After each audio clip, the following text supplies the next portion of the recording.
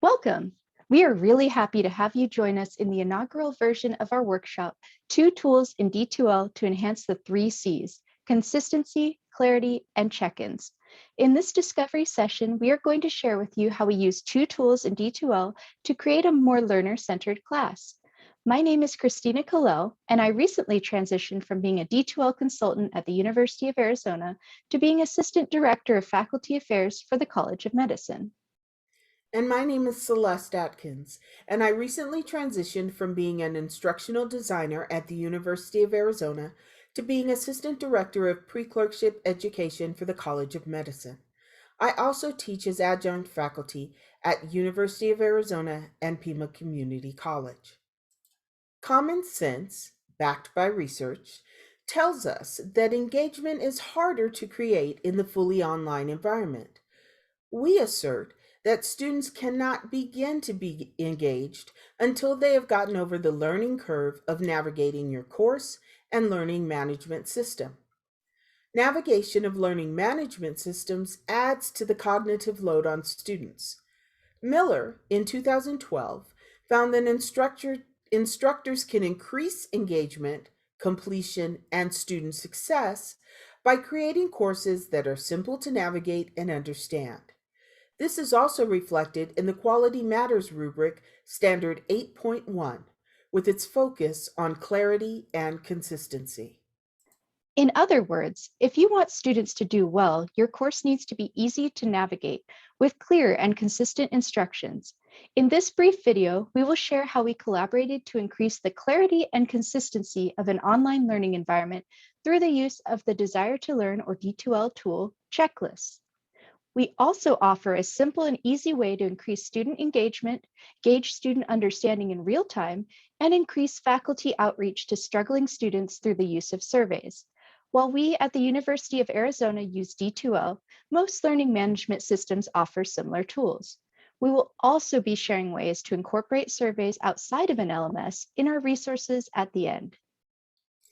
Okay, let's begin with checklists. One caveat that I need to share from the beginning is if you, as the faculty, are actually tracking student progress through the course, this is much more difficult using checklists in D2L. However, in my experience, most faculty lack the time to check for individual engagement, and we provide an alternate way to check for understanding utilizing surveys. With that out of the way, let me show you a typical module overview section in D2L. As you can see, everything is on one page. Now, if you only have a few bits of content for each module, this approach works. However, if you have more content, as I do in my diversity class, this quickly becomes overwhelming for the students. Here is a different option for the same content. If we view it as a student, we see a similar intro page that gives a brief overview, but this one also lists the learning outcomes. It then directs students to the checklist for that module. When we click on the checklist, we see that the various videos are grouped by concept. First, we see the introduction to the concepts by the instructor. Then, what is religion, atheists versus agnostics, and so on. At the top of each section is a checkbox next to the instruction Watch. This allows students to check off what they have completed. This approach breaks the instruction into smaller chunks and provides an opportunity for students to track their progress. The students can check off as they go, but if they choose not to, there is no penalty. If we scroll past the teaching videos, we come to the Check for Understanding section. Here is a list of the concepts that students should be able to define in their own words after the module. Next is the survey, which we will address in the next section. Then, the student moves on to the module activities under the heading Do. First is a link to the discussion. Second is a link to the quiz. Each module is set up in a similar pattern with a different image in the background. The images provide visual cues to which module they are in, while the consistency and clear directions make the checklist easy to navigate and track their own progress. The checklist approach is very adaptable and can be done in a wide variety of ways. Here we see it for a communications class that is set up in 5 modules, each with 3 sections.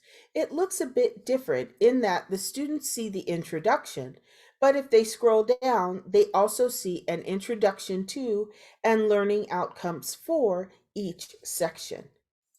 This course has readings, and then the students take a reading quiz that they must score 90% on to move on to the lectures. This is a great approach to encourage actually doing the reading. Then the students watch the lectures. Then they have a check for understanding survey, and because there are 3 sections in the module, the next step leads them to the Module 2 checklist.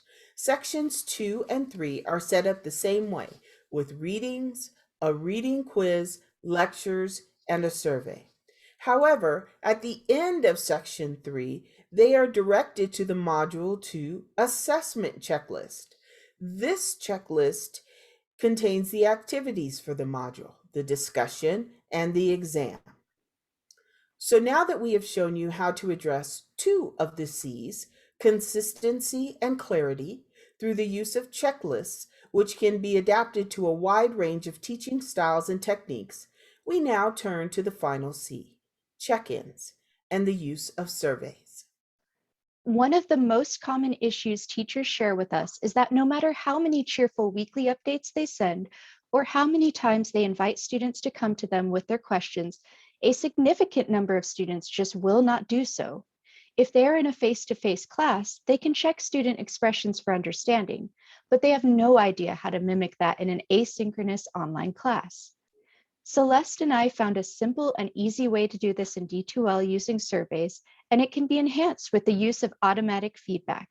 We will be showing you D2L tools. However, there are additional ways to do the surveys outside of an LMS, and we'll provide some additional resources at the end for that. But to do this in D2L, we go to Course Admin, we choose Surveys, and we create a new survey.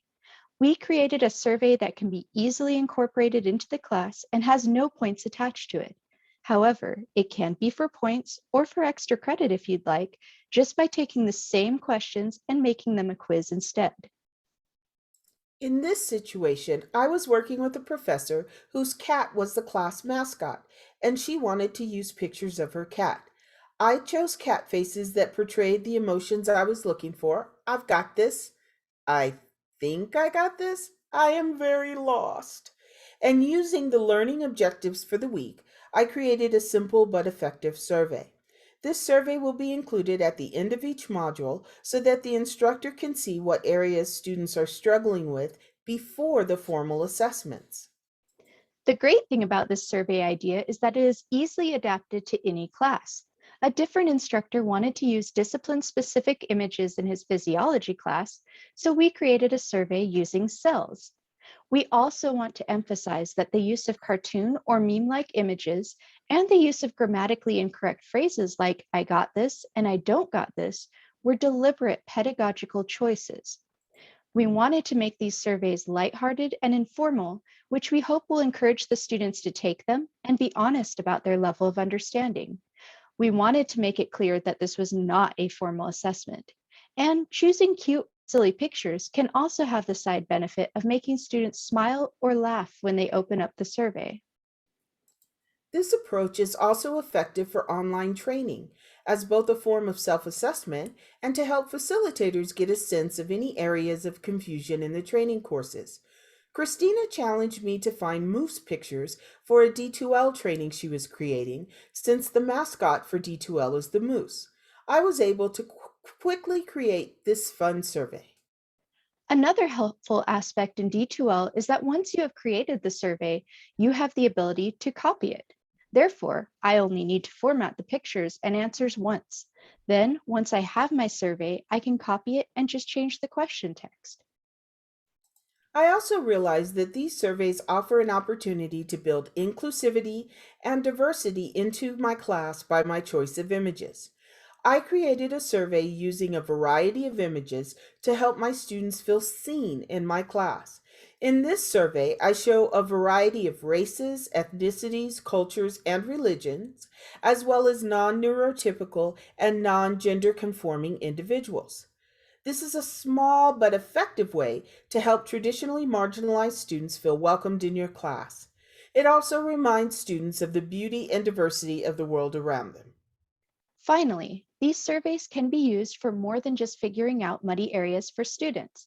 A colleague of ours, Dr. Ziska Strange, does something similar using emojis or GIFs to check in on her students' mental health, particularly during the pandemic. This is a fun survey she sent out to her students.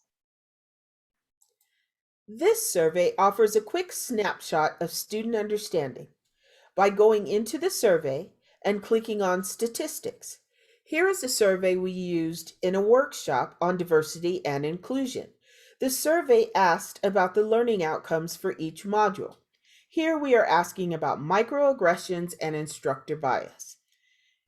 We can see that half of the participants feel confident and the other half are okay, but no one feels lost. This is a good reflection of the diversity of participant experience. These surveys also allow you the opportunity to offer immediate feedback. Here you will see how Celeste has set up her survey for her upcoming diversity class. Each question responds to the learning outcomes. If the student answers, I got this, the feedback is, I'm glad you're feeling confident. If they answer, I'm okay, I think, the feedback is, if you have questions, please reach out to us. If they answer, meh, the feedback is, we're here to help you better understand. Please reach out to us. And if the answer is, I'm confused, the feedback is, I'm sorry you are confused. Please contact us to discuss it. Well, this concludes our presentation on two tools in D2L to enhance the three C's: clarity, consistency, and check-ins. We hope you found it helpful as they can be incorporated in so many different ways. The possibilities are endless. This slide includes links to information about how to use outside surveys as well as our contact information. Thank you so much for joining us.